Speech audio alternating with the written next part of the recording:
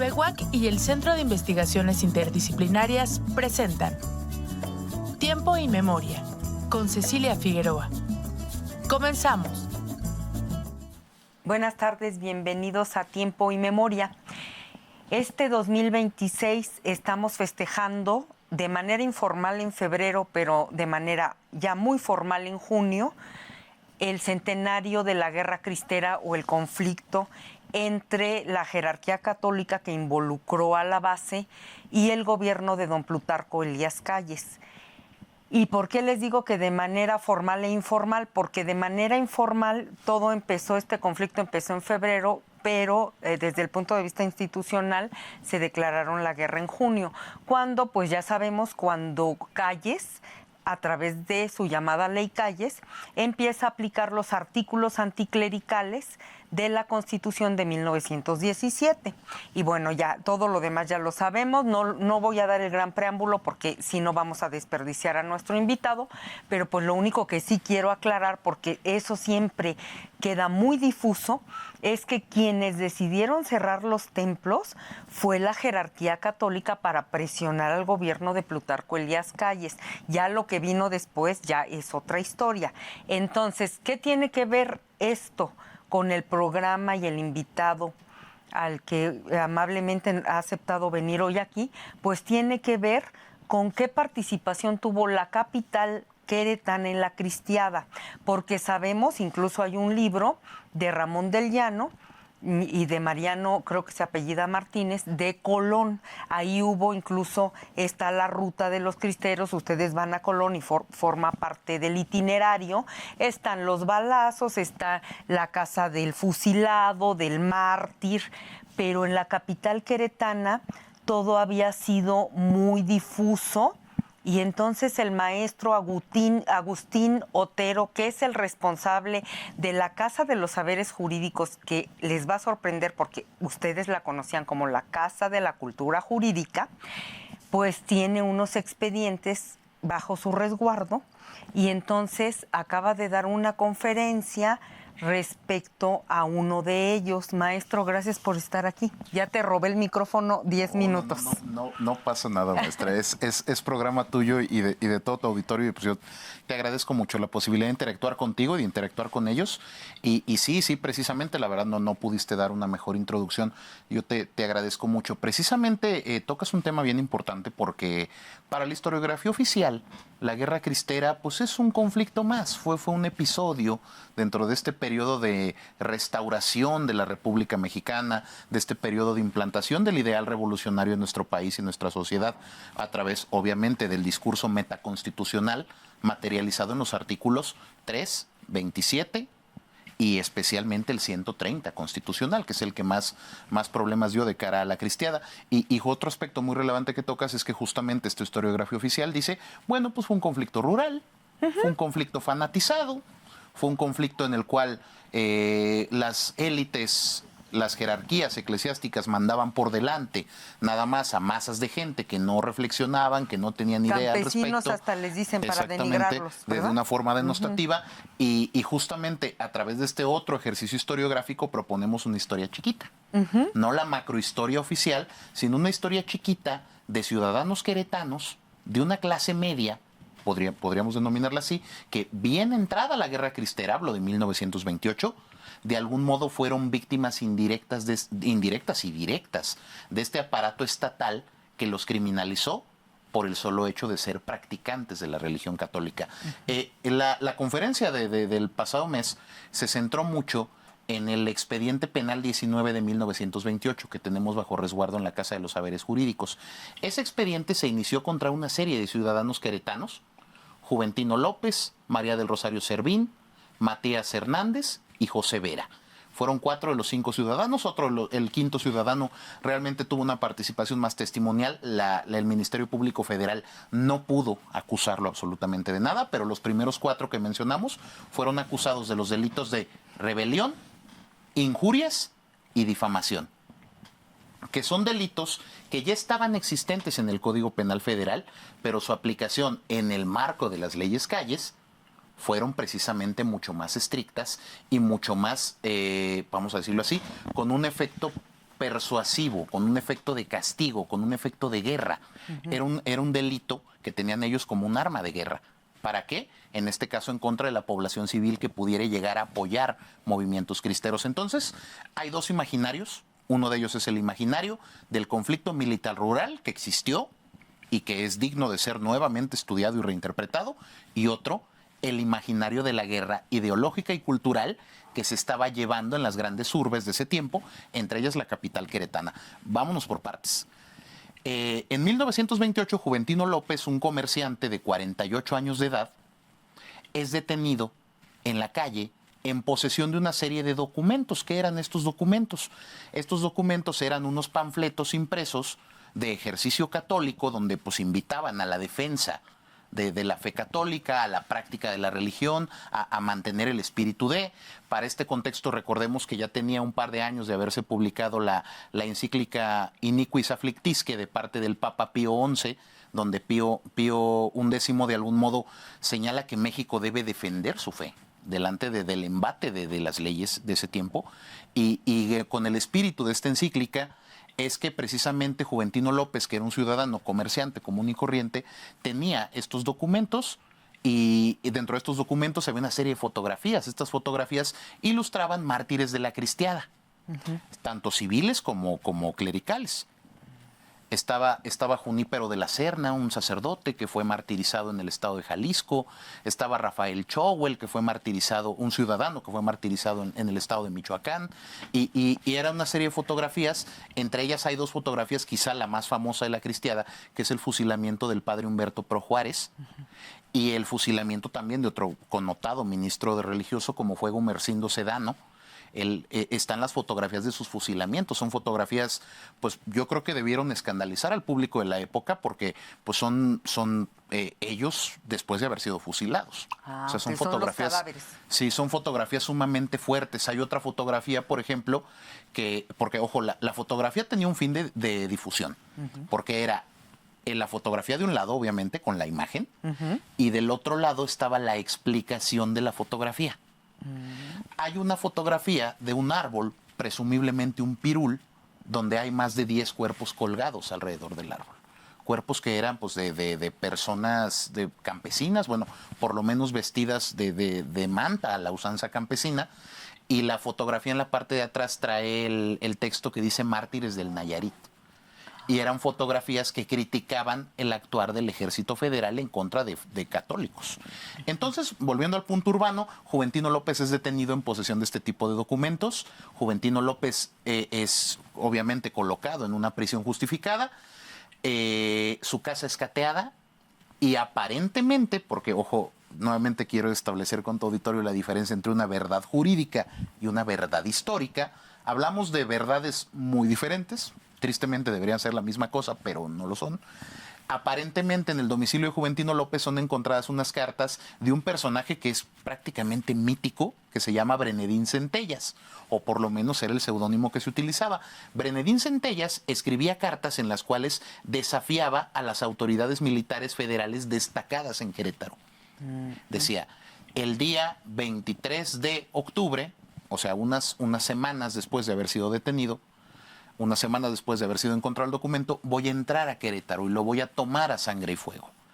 Y se dirigía de una forma muy soez, muy peyorativa, muy de desafío hacia las autoridades militares, pero era Brenedín Centellas. Entonces, el Ministerio Público Federal formula su acusación bajo la línea lógica de que Juventino López, comerciante de entre 45 y 50 años, una persona ordinaria, era Brenedín Centellas. Creyeron haber hecho un gran encuentro, creyeron haber hecho una gran detención. Y lo que me llama la atención de la formulación de las acusaciones es que no se detuvo con Juventino López la acusación. Inmediatamente hablamos de un proceso completamente inquisitorial, donde quiero suponer, es parte de un imaginario que debemos reconstruir, que había ciudadanos acusando a otros ciudadanos. O ciudadanos sirviendo de oreja, sirviendo de espía para las prácticas católicas y religiosas privadas de otros ciudadanos. Entonces, en este contexto caen las hermanas Servín. Las hermanas Servín son 3 hermanas que son comerciantes también y que tienen la facilidad no muy común hace 98 años de saber escribir a máquina, de estar formadas en mecanografía. La más grande de ellas, María del Rosario, en el momento de su detención dice: soy yo quien escribió lo que ustedes dicen que se escribió, mis hermanas no tienen nada que ver, y es en ocasión que las hermanas salen del expediente penal. Y únicamente se inicia la acusación en contra de María del Rosario Servín. Vinculan a María del Rosario Servín con Juventino López solo por el hecho, de aquí hablamos de una hipótesis demasiado flaquita, demasiado débil, porque la vinculan con Juventino López porque sugieren que ella le escribe los manifiestos a Brenedín Centellas, o sea, Juventino López. Entonces acumulan las causas penales y juzgan también a María del Rosario Servín por el solo hecho de saber escribir a máquina. Son cuestiones que en teoría del delito no alcanzan a sostener una acusación, pero bueno, hablamos del derecho penal de hace 98 años y especialmente de un derecho penal en tiempos de guerra, de un derecho en contra del que aparentemente era el enemigo. Entonces era un derecho que se permitía estas facilidades procesales de vincular a dos personas por una hipótesis que ahora que la platico, mientras más la platico, más irreal suena, más increíble, porque realmente no había un vínculo entre ellos. En sus declaraciones preparatorias, tanto Juventino como María del Rosario Servín manifestaron conocer mutuamente sus existencias. Dice, sí, yo conozco a la señora y la señora me conoce a mí. Pues es que en el Querétaro de 1926, ¿quién nos iba a conocer? Así es. Aquí me surgen, maestro, dos comentarios, preguntas. Por lo que nos cuentas de las fotos, estamos en medio de la guerra cristera ya muy avanzada, como dices, los acuerdos van a llegar en el 29 y no precisamente por parte de la base que armó la cristiada, sino de las cúpulas, y ya, bueno, hablaremos si nos da tiempo de eso, de las cúpulas eclesiásticas y gubernamental, pero aquí volviendo al punto. Forma de propaganda política, reproducción de fotos de los mártires con leyenda atrás. Una. Dos, en este contexto de conflicto y de guerra, por un lado, la Iglesia usa esta forma de propaganda política para pues adoctrinar a todos los católicos, y por el lado del Estado, que recurriendo a Weber diría que el Estado tiene la coacción de la violencia legítima. Entonces se aprovecha el Estado y entonces, por lo que nos estás diciendo, pero danos tu mejor opinión como abogado, a mí esto me suena como archivos expiatorios, como de yo que soy el Ministerio Público, jurisdicción Querétaro, de lo federal. No, pues imagínate que agarre a los cristeros más recalcitrantes y líderes de la región, imagínate lo que eso implica. ¿Tú crees que ese era como el motivo real? Es una hipótesis, evidentemente. Sí, realmente esto te lo puedo contestar a la luz de las dos historias restantes que aparecen en el expediente, concretamente a raíz de la última, Matías Hernández. Matías Hernández aparece manoescrito en una carta que es recogida por el Ejército Federal en una escaramuza en Colón, Querétaro, justamente. Hubo un intercambio de balas, obviamente, hubo un intercambio armado, y dentro de los documentos del enemigo se encontraron una carta en la cual establecía dos personas, que nunca se logró establecer quién, que próximamente íbamos a nombrar a Matías Hernández como nuestro delegado en Querétaro. ¿Qué es lo que hace el Ministerio Público Federal?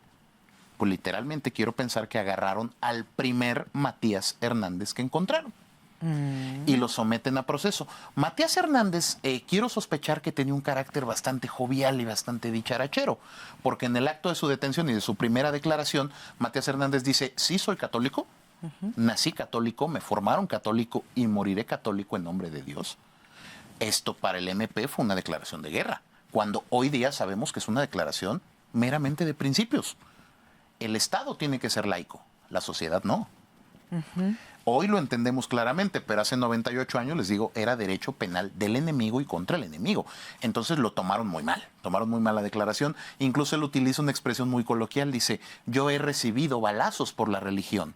Entonces lo interpretaron literalmente. En su segunda declaración, Matías Hernández aclara, no, yo he sido insultado por la religión y los balazos son infundios e insultos que yo he recibido por la religión. Por eso yo he recibido balazos. Y en ese sentido los he recibido y los seguiré recibiendo. Él remarca su estatuto cristiano, su estatuto de conciencia cristiana. Entonces, sí, hay una debilidad increíble en los procesos de acusación. No hay mayores pruebas. No hay mayores pruebas. Y valga la redundancia, la prueba es que de los 5 procesados, 4 obtienen su libertad bajo caución a exactas semana y media de haber sido detenidos. Obtienen su libertad porque no había manera de fincarles mayores responsabilidades. De algún modo, el grueso de la acusación recayó en el primer detenido, que fue Juventino López.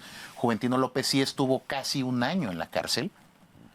Y hay un problema porque su defensa argumentaba mucho por qué estaba detenido en una cárcel militar si era un civil. Ah, ok. Juventino López estuvo detenido en una cárcel militar por la sospecha de que se trataba de un importante jefe militar de los cristeros, cuestión que no pudo ser acreditada. La acusación de Juventino López, por irnos acercando ya casi al final de la causa, la acusación de Juventino López recaía en 2 aspectos fundamentales. Primero, su carácter contestatario y de injurioso en contra del gobierno federal por la supuesta redacción de las cartas de Brenedín Centellas.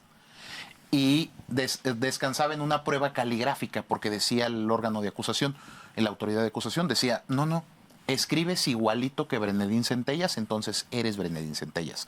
Las pruebas periciales caligráficas y documentoscópicas en contra de Juventino López establecían que era de esa manera. La defensa, evidentemente, ofrecía pruebas caligráficas que postulaban lo contrario. Decían, no es él. Entonces el fenómeno procesal que pasa aquí, que eso está lógico, decía, bueno, si tengo un peritaje que dice que no rotundamente y un peritaje que dice que sí rotundamente, tengo que generar un peritaje tercero nombrado por el juzgador que sea completamente imparcial. Aquí es donde aparece una mujer perito caligráfica, que entrega un estudio caligráfico científicamente sustentado, que es una maravilla de lógica y de concreción, porque dice, bueno, de A más B obtengo C, y las pruebas que yo estoy contrastando establecen que sí hay una semejanza lógica entre la firma de quien hubiere sido Brenedín Centellas y las firmas de Juventino López. Hay una semejanza, pues sí, pero esa semejanza es natural. Son escribientes, posiblemente de la misma edad, que escriben con la mano derecha, que utilizan el mismo tipo de plumas, que utilizan el mismo tipo de tintas, entonces es muy natural que haya rasgos muy parecidos. Y entrega a ella un estudio pormenorizado alfabético, de la A a la Z, de grafías y sílabas que no coinciden. Dice, se parece en lo general, en lo particular no hay coincidencia alguna. No se trató de Brenedín Centellas, Juventino López. Y es en razón a esto que Juventino López, ante el desvanecimiento de todas y cada una de las pruebas del órgano de acusación, que su defensa exige el desvanecimiento del proceso por la falta de pruebas, ese desvanecimiento es decretado y la libertad de Juventino López un año después es decretada en filita junto con las de los demás procesados, José Vera, Matías Hernández y María del Rosario Servín. Añadido a esto, se decreta el sobreseimiento de las causas, o sea, se mueren las causas penales, no pueden continuar las causas penales. Añadido a esto, el gobierno entrante de Emilio Portes Gil había decretado una circular en la cual ordenaba que a nivel nacional se sobreseyeran de golpe, o sea, se terminaran de golpe todos los procesos penales por este tipo de delitos iniciados en la República. ¿Formó parte esto de los acuerdos de paz? Es posible que sí, no aparece expresamente, pero es una herramienta de conciliación y es en razón a esto que las 4 personas que tenían ya libertad bajo caución, todas, excepto Juventino López, alcanzan su libertad definitiva y no pudieron seguir siendo acusados por esa cuestión de reitero, rebelión, injurias y difamación en contra de autoridades federales constituidas. Me hablabas de lo débil que era el otro argumento en el caso de Rosario Servín. Ah, sí, que sí. Platícanos de eso, porque sí da esta risa, ¿no? Así sí, tiene una máquina. La verdad es que sí, porque el órgano de acusación establecía que, porque cateando, organizaron un cateo de la casa de María del Rosario y encontraron muchísimos documentos a máquina en los cuales ella nunca negó formar parte de una congregación religiosa de estudio y de oración, que era una práctica increíblemente común en esos tiempos, poquito menos 98 años después, pero sigue siendo bastante común y reitero, forma parte de una libertad de cultos que es una garantía constitucional. le fueron encontrados estos documentos, evidentemente ella fue requerida. ¿Estos son tus documentos? Y ella dice, sí, sí son míos. Escribo yo a máquina, pero no por ello le ando escribiendo panfletos a líderes cristeros. Entonces, el órgano de acusación, de una simplificación que puede ayudarnos mucho, decía, bueno, pues como ella escribe a máquina, ella escribió los documentos de Brenedín Centellas. Ella era la redactora de Juventino López o Brenedín Centellas, que no era otra cosa que un intento bastante débil, inentendible, valga la cuestión, un intento bastante débil, efectivamente, de vincular a dos personas. Sí, porque además, a ver, perdón, pero por la lógica infiero que si tú tienes una máquina Olivetti, que es de la que me acuerdo, así es, ¿no? Así es. Y yo tengo otra, y yo sí soy cristera y escribo los panfletos, y tú tus cosas del catecismo, ¿cómo hay forma de saber que tu máquina y la mía son distintas? Así es. El derecho en 1928 no tenía los elementos científicos para acreditar esto, pero ojo con esto, aún en la carencia de los fundamentos científicos para acreditarlo, en autos aparece que el órgano de acusación dice, hay semejanza en los tipos. Los tipos, sabemos, es una herencia, ¿no?, de las antiguas imprentas que pues tienen la letra impresa y caen sobre el documento para el acto de escribir. Esos son los tipos. Y dice, bueno, es que hay semejanza en los tipos, que es un criterio también ridículo. Porque las máquinas de escribir son fabricadas en serie. Son un producto industrial aún en 1928. Son un producto industrial y obviamente hay semejanza en los tipos. Nuevamente, el que haya esa semejanza en los tipos no vinculaba a María del Rosario Servín como la autora intelectual de rebeliones cristeras en el estado de Querétaro. Pero bueno, era la intención del órgano de acusación, fabricar un culpable, dar un golpe de efecto. Hay una palabra, hay un fenómeno muy moderno en la politología jurídica que es el lawfare, o la utilización del derecho en contra de enemigos políticos. Pues me parece que eso era un lawfare en toda la intención de la palabra. Necesito apuntar los elementos de castigo del Estado, esta violencia legítima weberiana. Necesito apuntar las baterías del Estado y del derecho penal en contra del ciudadano disidente, en contra del ciudadano que vaya en contra de la política gubernamental. Y ese es un fenómeno tristemente repetido en toda la historia de la humanidad. Y que además se exacerba de la manera más cruel en momentos de guerra. Sí, ¿verdad? sí. Le digo que se les daba un tratamiento abiertamente de enemigos del Estado. Y es una cuestión en la cual tenemos que historiografiar por su relevancia y su pertinencia actual y su pertinencia futura, claramente, porque creo yo que hay un nicho muy amplio por explotar en temas de la cristiada, porque no terminamos todavía de discutirla adecuadamente. Yo creo que tenemos que seguirla discutiendo. Los 100 años se presentan como una gran oportunidad porque justamente tampoco hay un consenso de cuándo empezar. Sabemos que se cumplen 100 años este año, pero el cuándo no lo tenemos del todo claro. Mucha gente toma como punto de partida las declaraciones del arzobispo Mora y del Río, que serían en marzo de 1926.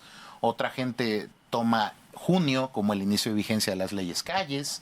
Otra gente toma en cuenta los hechos armados de Valparaíso, Zacatecas, de Pedro Quintanar en agosto del 26 como el inicio formal. O sea, como no estamos de acuerdo, me parece que es una gran oportunidad para tomar el año completo para hacer este tipo de discusiones y plantearlo en estos temas transdisciplinares como son el estudio del derecho, la historia, la ciencia pericial, el estudio de lo teológico, porque, ojo con esto, si yo pienso en historia, derecho y teología, somos ciencias que se parecen un montón.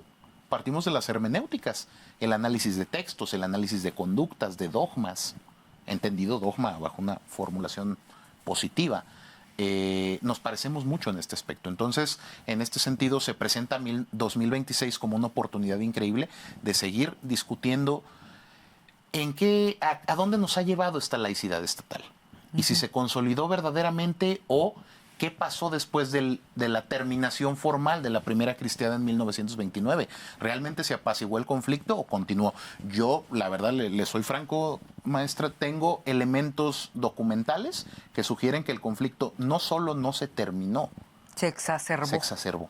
Pero ya lejos de un poco divorciado de la institución, la segunda cristiada en los años 30, como platicábamos, y en los 40 el sinarquismo, Y ya después, me voy a atrever a decir, el yunque, el muro, etc., hasta llegar al siglo XXI. Sí. Ahí la pinza no se cerró bien. No, Seguimos porque de con algún esa herida. modo la cristiada generó, no sé si consciente o inconscientemente, generó el advenimiento de estas disidencias políticas. La fractura del régimen de partido único, que en ese tiempo no estaba debidamente formado todavía el Partido Nacional Revolucionario, que es el antecedente directo del PRI que nos gobernara durante 7 décadas, pero se empiezan a resquebrajar este gran proyecto revolucionario porque hay dentro del análisis de los documentos de la cristiada grandes sectores de la población que se sienten fuera del gran discurso triunfante de la revolución. Dicen, a mí la revolución no me hizo ganar nada. Podemos coincidir en un punto, la revolución efectivamente sintetizó los ideales sociales y el combate de las desigualdades sociales, pero hubo mucha gente que se quedó fuera y la cristiada fue un gran momento para ensayar estas disidencias sociales ciudadanas políticas. Sí, tienes razón. Pero bueno, maestro, estuvo muy acalorada la discusión, se nos acabó el tiempo. Muchas gracias, maestro Agustín Otero, responsable de la Casa de los Saberes Jurídicos en Querétaro, por haber estado aquí. No, muchas gracias y te digo, es una invitación abierta.